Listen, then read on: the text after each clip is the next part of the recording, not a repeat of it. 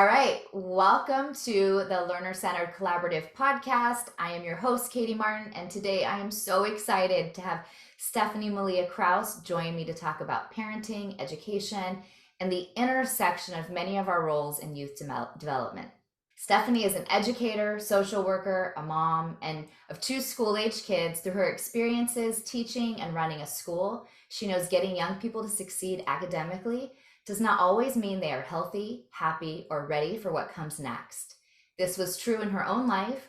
As a high school dropout, she needed people and opportunities within and beyond school to help her live and learn.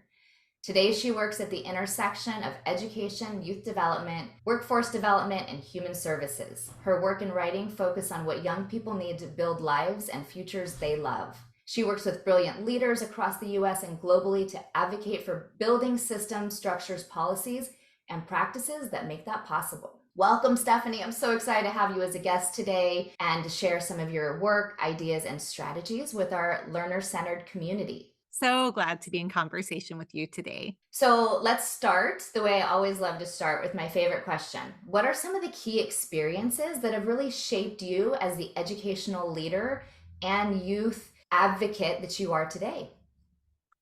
I have a very non-traditional path, and you kind of hinted at it when you were reading my bio, which is in order for me to learn to love learning in school, I actually had to leave school. And so much of my work, I think, has its roots in how I grew up. I grew up in a small community that only had, one elementary school, one middle school, one high school. We had some feeders into the high school, and I'm one of five. And among the five of us going through the same school district, we all had dramatically different experiences. And we also had the experience of being one of the families that had fewer resources than most. And so at that time, when I was growing up, I really thought we were very poor.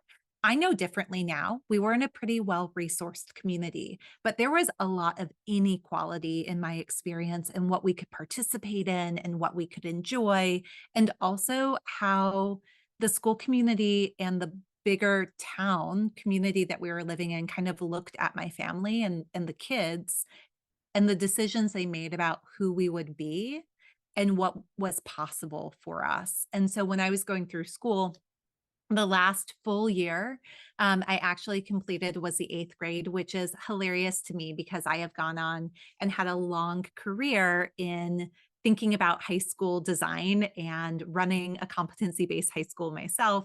But I didn't actually go for a full year. So when I made the transition into community college, I was a 16-year-old with a GED, and my older brother had already dropped out. He did not have a GED. The amazing part of that story, which is a different conversation, is that the baby of the five ended up student government president and going to Harvard. I mean, just like a huge variety, right, across the sibling set. But I had this question kind of burning in me as I went off to community college, which was, what was it that as a GED recipient with basically an eighth grade education I had that made me ready for what came next? And that question became the driving question of my career. And so I went on through college and ended up going through a non-traditional teaching program and became a teacher, first in Texas as a pre-K teacher, and then later in Phoenix, Arizona as a fifth grade teacher and middle school coach.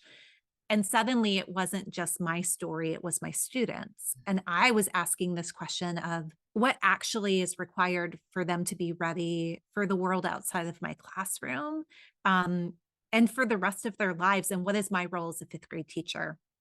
And I would say to you, and I'm sure that you had this experience too, as a classroom teacher, I also loved my students desperately, and I wanted to know not only what would make them ready, but what would make them well, and what I could do. And I was really struggling with what I could do because I hadn't been trained in it. And so when hard things happened, when a student's house burned down, when a student was being abused, when a student who was a migrant student, his dad was deported. All I had was my natural instincts, but I didn't have any training on how to support these kids who were living in my classroom. Their lives were happening while they were my students, and they and their families looked to me as an authority because I was teacher. And so I actually left education completely and I went and I got a social work degree. So that sort of speed this story up. I'll say that throughout the years from social work school, I ended up starting and running a school for opportunity youth on the technical college campus. It was in St. Louis City, Missouri's first and only competency based school. And then closed that school very publicly. That's its own story as well.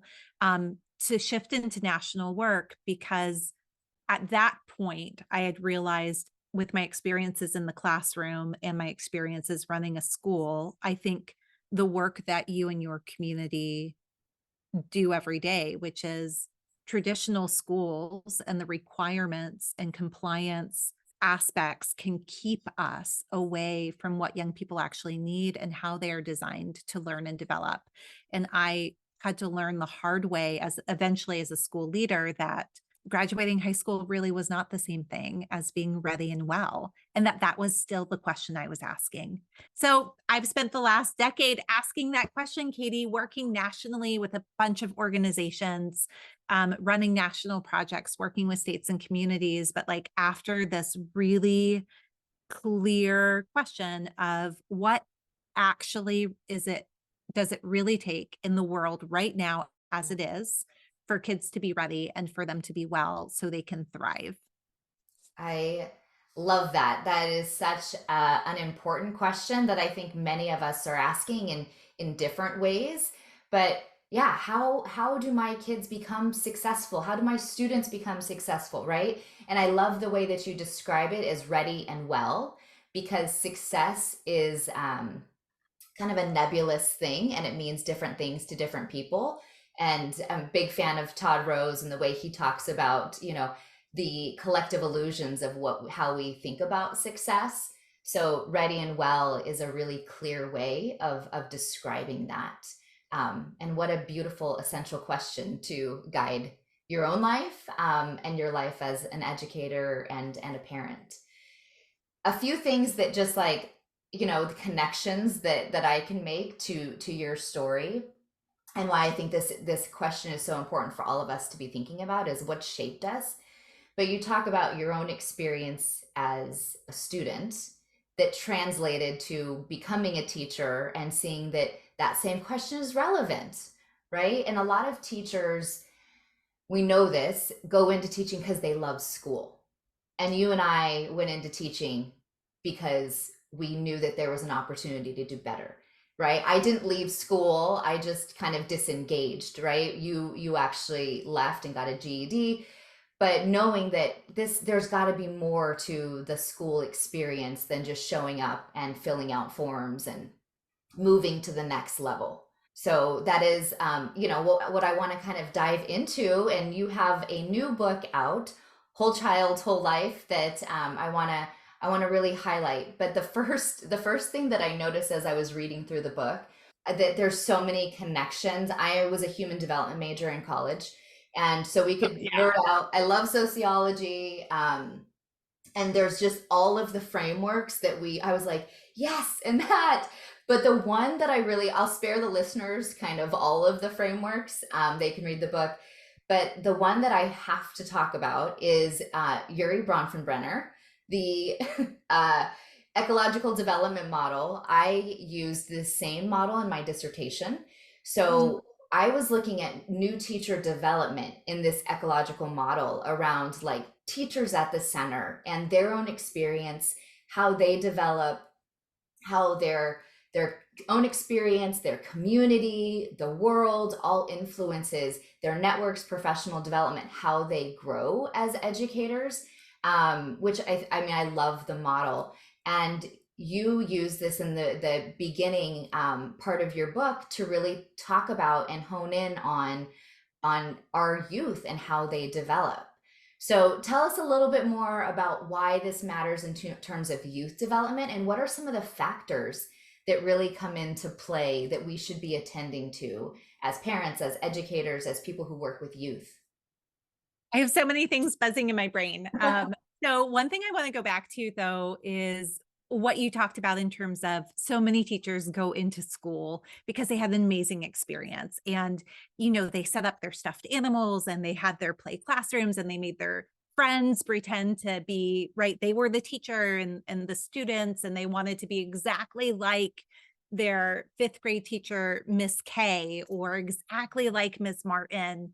um and I went to my middle schooler's open house this week. So we're recording this around the beginning of the school year, and it's a very traditional middle school. It has changed very little from when we were middle school students. Mhm. And I came home to my husband, and my comment to him was, God, they don't even know what they don't know. They don't know what they're missing. Because I was watching the teachers explain what they were doing, and I was watching the parents sit and nod. And all I was thinking, I was just like grieving for what the learning experience could be and how empowering that would be for everyone, for the Yeah. students and the teachers to have that experience, to get out of their seats, to do experiential and project based learning, to be moving, right? To have things be real and relevant. So, related to that, when we get to Yuri Bronfenbrenner and this human ecology model, so to help people understand, this ecology model basically says, if we look at it from a perspective of kids, that kids are not cogs, that students, in the context of education, students are actually children. They have these whole human lives and they spend a part of their lives in an education setting.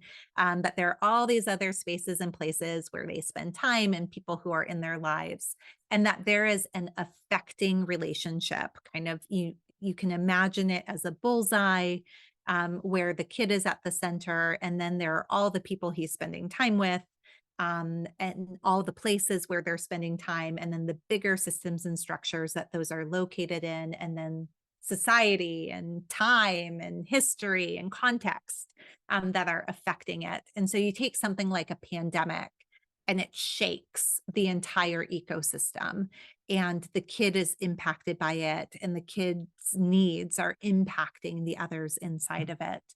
um, I think that when it comes to the importance of thinking about education and parenting in this ecological framework, it Mhm. is recognizing that young people do grow up in context and in community, and that we have to have an eye toward opening space to be curious, to learn that, and to see ourselves inside of it.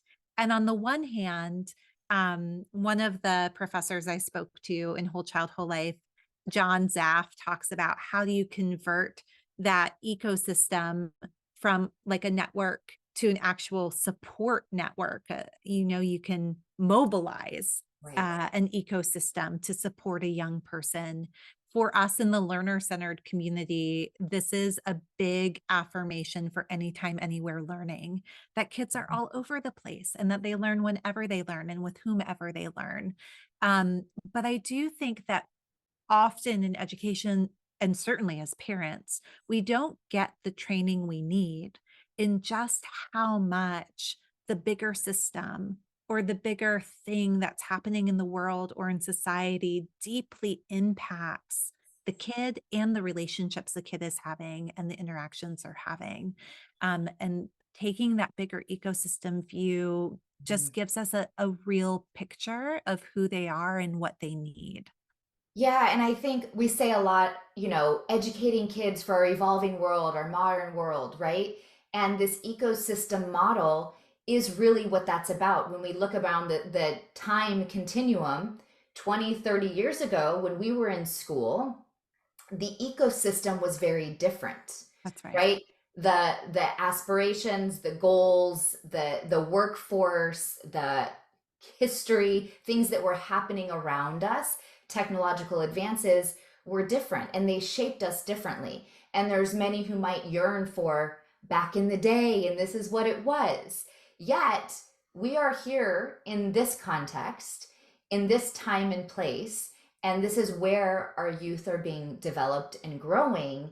And it requires us to understand not the world we grew up in, but the world in which we live in now, and how their cell phones, how the pandemic, how the opportunities they have, how the connections they have can influence them positively and negatively. But it is where they are now that we have to attend to in schools and in our homes and communities. Oh, yeah. And I think the finer point here is so I open up one of the chapters, the one where the human ecology model is called People and Places. And I talk about Yuri Bronfenbrenner, his history. So his dad had a background in studying animals and biology. And he also kind of worked in a residential facility.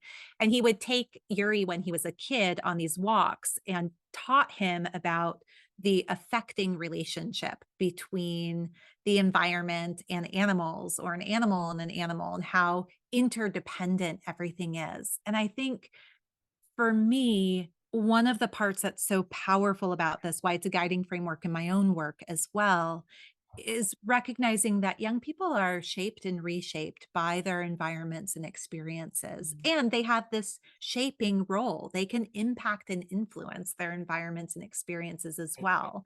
And so, as you're saying, the environments that they have been in and the experiences that they're having right now are unprecedented, which means that the kids really are different and that they are needing different things. I'll Mhm. tell you a secret though, my like favorite part of writing the entire book was that so Yuri Bronfenbrenner passed away a long time ago, as you probably know. But his mentee, his like protege is still alive, Professor Rich Lerner at Tufts University, who I interviewed for this book. And so I sent him the sections on Yuri and the picture of the human ecology model. And I'm just like such a like nerd fan of Bronfenbrenner.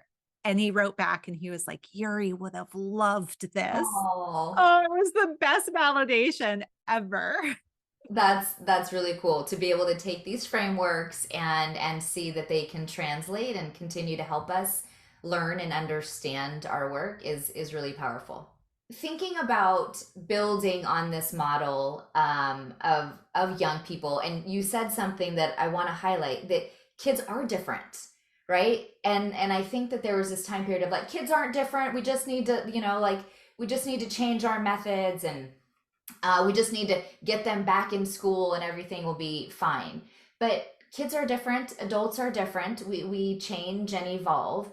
So when educators, thinking about all the strategies and things you've learned, when they're saying behaviors have escalated post pandemic, things are just not like they used to be.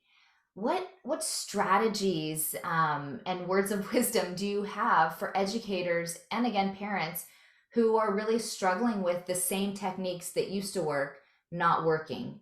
And how do they really see the youth, but also help them adapt in these environments?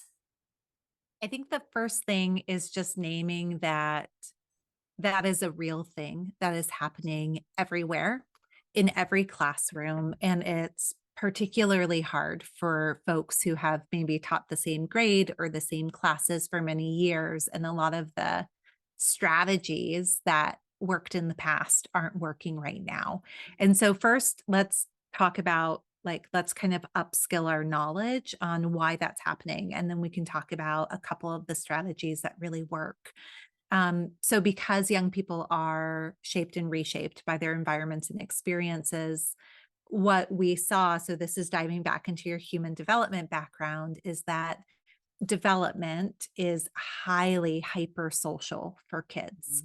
And when that was limited for such an extended period of time, and then there was stress and trauma, and for many, grief layered on top of that. It really messed up development. And there were missed milestones developmentally. There's been so much conversation about learning loss, but what I have seen not being talked about, but really critically important, is what I talk about in the book, up fast and slow. So the last few years have really aged them. They've Mhm. been exposed to really adult things, whether it's adult things that are scary and big, like the pandemic or racial violence, or adult things that they were exposed to online and in tech. But there's an aging, a rapid aging that's happening, while at the same time the stages of development have slowed down because they've missed these critical moments together that really facilitate and foster it. And so what you end up with is a seventh grader who's acting out as though they were a fourth or a fifth grader. And they have like the language and exposure of maybe like an eighth or a ninth grader. It's just this like great scrambling. And I think the thing that we need to understand is that this is going to follow them across their entire K-12 experience. And it will be different for each group because each group missed a different period of development. It got messed up, right? So right now we're seeing kids who, if they're in high school, missed middle. But eventually we're going to be seeing kids who missed early childhood Yeah. preschool years and what the impact of that is. So the first thing that I think is really important is to actually get super educated on child development, developmental milestones, what supports healthy development. I have an entire chapter in Whole Child Whole Life called Age and Stage where where I talk about that. Practically, the strategy, if you're an educator in the classroom today, is developing relationships with people who are a couple of grades below you and a couple grades above. So you can be in collegial conversations that are cross grade, sometimes cross school, about, hey, I'm seeing these behaviors. Yeah. I'm a second grade teacher and I'm connecting with a kindergarten teacher. I'm saying I'm seeing these behaviors. I need to know what the kindergarten teacher does with 5-year-olds. And then I need to take my wisdom of what it looks like to work with 8-year-olds and translate it into a developmentally appropriate strategy. I think that that is one really critically important piece.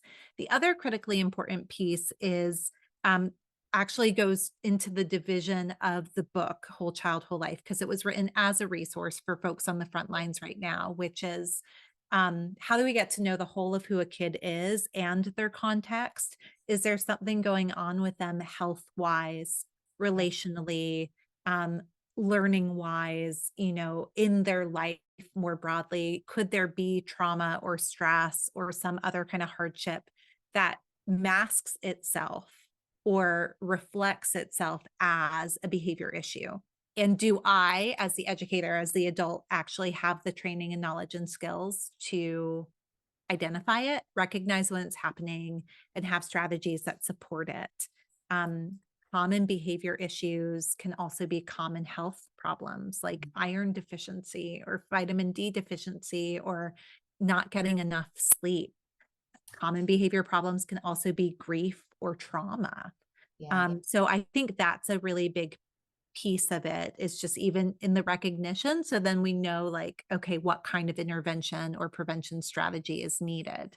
Yeah, I mean, I hear this all the time.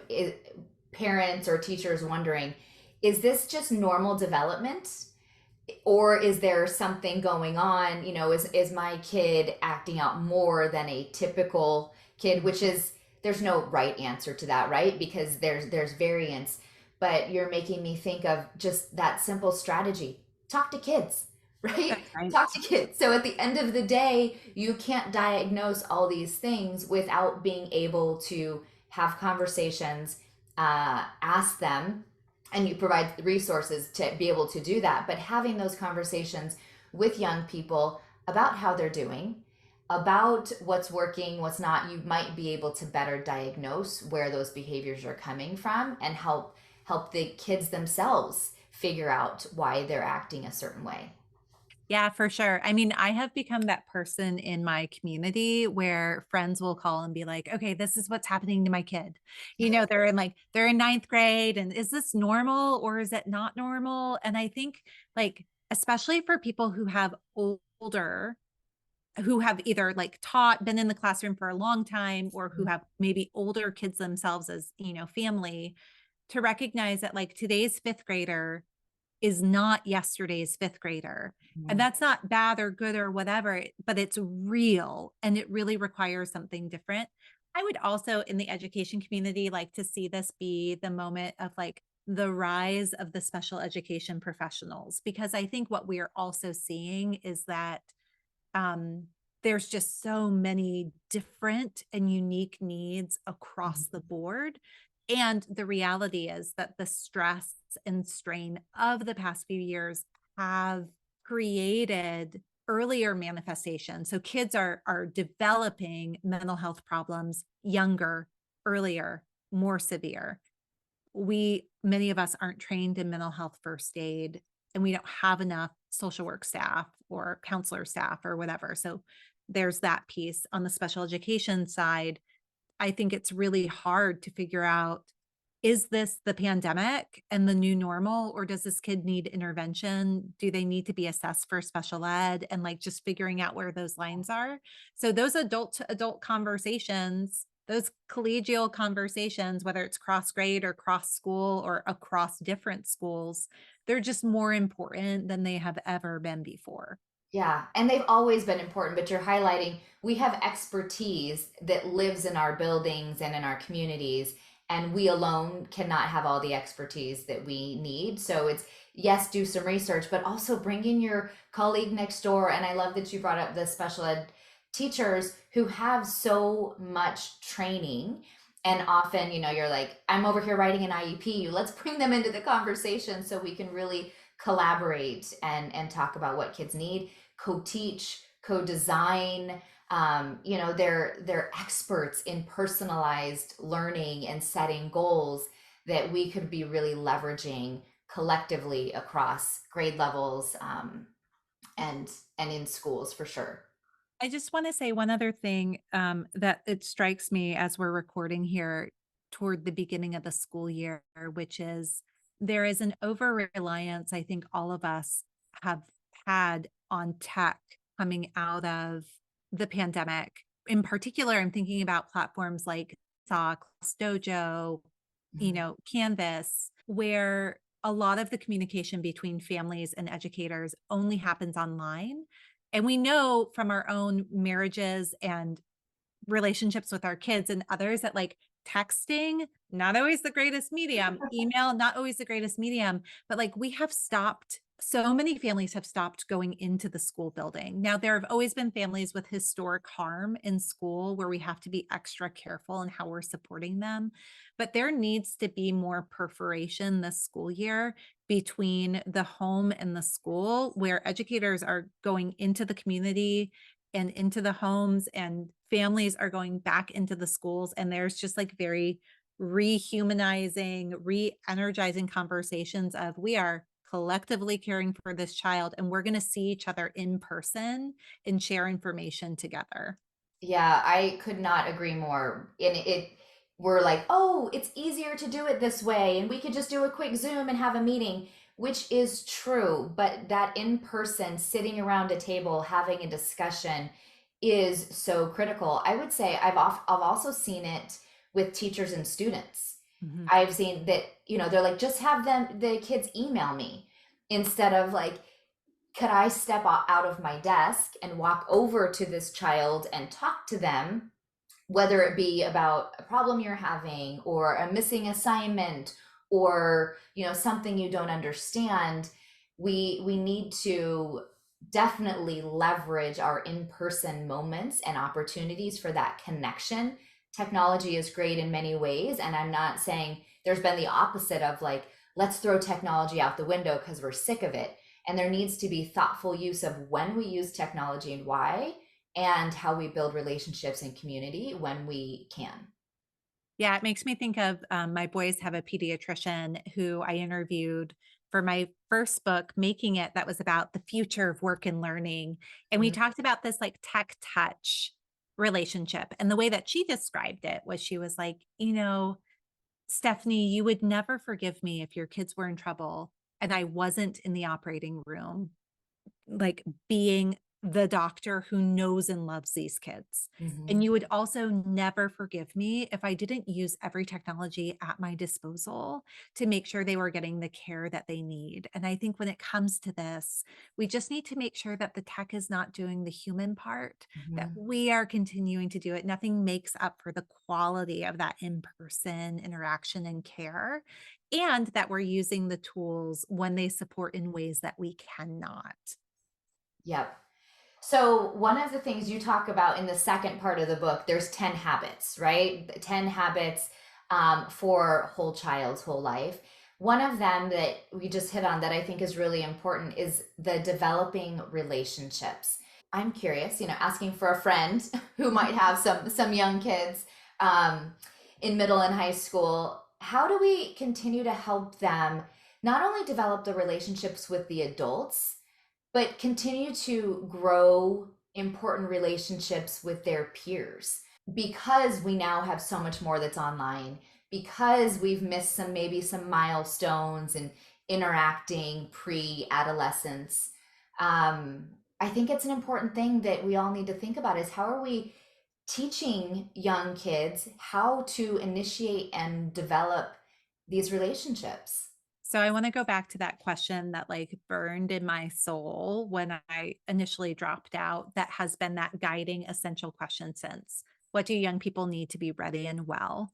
And just say for folks who haven't read Whole Child, Whole Life, because I say it in the book, across the research, it doesn't matter if we are looking at having a good life, being a good human, being a great student, being a good athlete, being successful. It doesn't matter what we are looking at. The presence of positive, healthy relationships is like bar none the most important thing for learning, for living a long time, and for living a good life, like period. And so I think very often we leave it to its natural course when there are ways that we can be encouraging and supporting it. So in the book, I talk about these four core relationships that we are, as anyone who cares for kids, parents, teachers, coaches, counselors, neighbors, whoever, that we are in charge of supporting. The first is, how are we nurturing and supporting the relationship the kid has with us? So in the case of our own kids, the relationship they have with their mom. The second is the relationship that they have with each other, so kid to kid. The third is the relationship that they have with themselves. And the fourth is our relationship as an adult with the other adults who the kid is in relationship with. So I think the first way that we help to nurture healthy relationships in kids, which, as you mentioned, as a whole life practice, it means it's like very timely. This is urgent that we pay attention to it, but it's also timeless. This has mattered across history. It always matters. Is how are we taking time to tap in to the kids' relationship that they have with themselves? What is their own self image? How are Mhm. they perceiving themselves? Are we creating space for that like one on one independent check in? Parents, that can be, especially with tweens and teens, the like car rides where they don't have to look at our face, but they're in the car and they start talking. For teachers, it's still finding time for those like conferences and advisory and meetings that often they're the first to go. We don't have time for it and we like shove it aside. Um, when it comes to the relationships that kids have with each other, I just want to bring up this timely part again, that they have missed years of social interaction at the level that they would have had it otherwise. And so it's going to be trickier than it used to be, especially with the presence of being online. I have a chart in the book that talks about like nurturing healthy relationships, the different kind of skills that we can do to build connections and to build competencies. But for us, there are just a couple of truths. I'll only share one that I love that now I'll share two very quickly, from the person who used to run the organization Mentor, David Shapiro. One thing he talks about is mundane moments can be the most powerful moments for kids and we don't realize it. So don't shirk them off. Like actually be in the boring moments with kids and recognize that as you show up as yourself and show up for them, it can have a profound impact. It might not feel boring and mundane for them. And the second is specifically for teachers, which is kids bring with them a relationship history. When they come into your classroom for the first time, they're bringing their whole history of every other teacher they've ever had before, every other relationship that they've ever had with a person who looks like you or sounds like you before, and the relationship with school.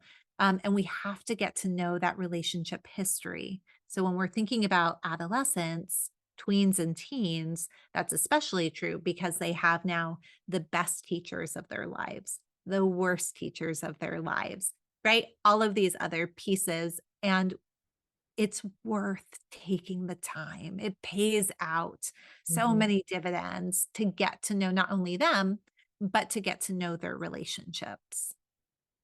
I love that. That's an important piece, the relationship history. And it might not necessarily be specific to you, but they take all those experiences and put them on you as an educator. And the way to break that or to reinforce it is to have those conversations and build those new connections, that may improve, right? If a kid does not like school or has not typically felt successful, they come in, they're disengaged, but it might just take that interaction, that connection to be able to say, oh, I can remake my experience with school and I can shape it in a way that's more positive because some adult, my teacher, has reached out and made that connection. Yeah, absolutely. And it helps back to your behavior question. Like a kid might be acting out in your room and it has nothing to do with you. But if you don't get the time, take the time to get to know that child and their history, then it will have to do with you. That's on you to figure that out. There's so much more to dive into and so many more connections. I think we're going to have to do another podcast. But as we think about moving forward, as we think about our role in whole developing whole children who have whole lives, what's something that I didn't ask you that you want to share? Mm.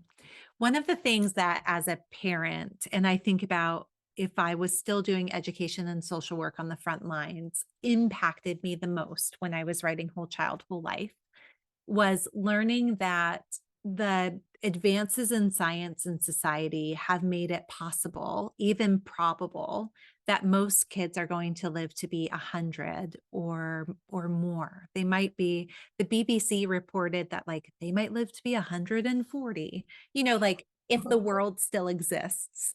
And so to that point, not only is there this possibility if they have the right resources and opportunities to live very long lives, but they're living lives in times that are super challenging, multiple crises, very stressful. And so I think that our job in caring for young people, it's why I called them whole life practices. We talk about lifelong learning, but we don't ever talk about lifelong thriving and like what foundationally do young people need to be able to thrive no matter what's happening across this long life. And so I would just encourage listeners, especially those who are in the education world, to expand their view from the goal being like, we got to get them ready for college and careers to what does it mean for young people to have long and livable lives that they love and what does that mean then we reprioritize? Yeah, What do we spend more time on? What do we slow down and do? Because what they get in the first 18 to 25 years, the first quarter of a 100-year life is going to have the most impact on the next 75 or 80 years prospectively. That's a long time. it is. Thank you for that. That is great perspective. And I love your focus on what do we prioritize and what do we slow down, right? You can always learn more content. You have a lot of time to develop some of that, but really prioritizing being whole, developing good habits, having strong relationships, being able to collaborate and work with others. Those are things that are as you said, timely and timeless. So I want to jump into our final rapid fire round with a few questions. So my Okay. first one is, what is one thing we should stop doing? It's so funny. You told me you were going to do this. It's so like Brene Brown of you. And I had my answers and now I'm like, what is it? So I think as parents, we should stop overscheduling that play and rest are basic needs. And as educators, we should stop choosing compliance and completion over competence and care. Yes, yes, yes. What is one thing we should start doing? So, sorry, these are not practical answers. I think we should start seeing ourselves as being responsible for the collective care of kids. I think that we need to set aside our titles and instead see that we are like the community of adults raising children together, and that our job is to care for them. That's pretty practical. We can do it. We can. I believe that we can. What's something that we should keep doing? Showing up, just showing up. I think that we all showed up in powerful ways during very tough times in the last few years. And we're going to keep having to show up because it's going to continue to, we'll have continued opportunities to do that, I should say. What is something that you specifically are focusing on or learning right now? I'm really focused on what it means that kids are growing up in crises and catastrophes, and what does that require that is different for us as the adults who are caring for them, and that we are living and working in those same crises and catastrophes. I just think like disaster proofing ourselves is something that we need to be paying attention to.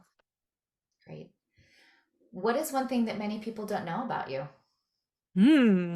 One thing, well, we already know that I dropped out.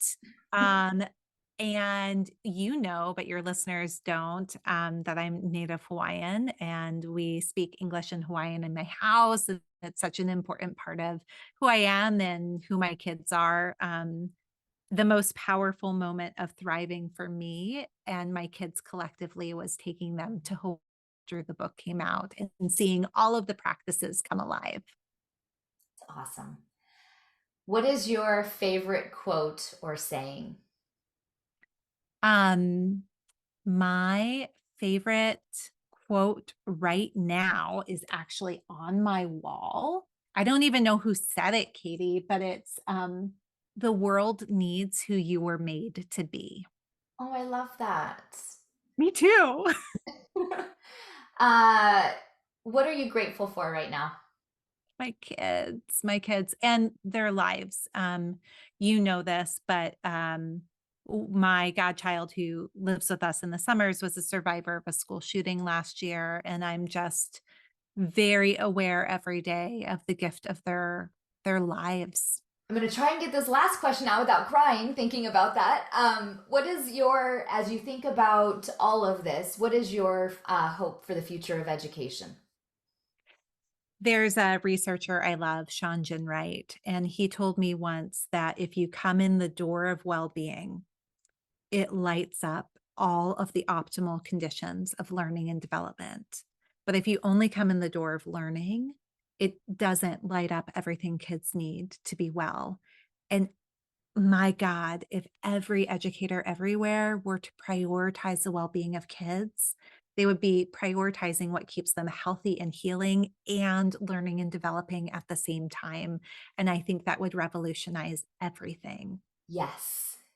That is why I'm so excited to have this conversation, share it with the world, and I hope that everyone grabs a copy of Whole Child, Whole Life, reads it in community, as you say, with all of the people collectively who are caring for youth so that we can do just that. Thank you, Oh, thank you, thank you for being here. Oh, absolutely. And if you made it to the end of the podcast, because this is an education group and community, if you order the book at corewin.com, so go to corewin.com and Whole Child, Whole Life, use the discount code SAVE20, and you'll be able to get a discounted copy. Awesome. We'll make sure to share that. Thank you, Stephanie. Appreciate all of your work and all that you are. Thank you for being part of this community. Thanks, Katie.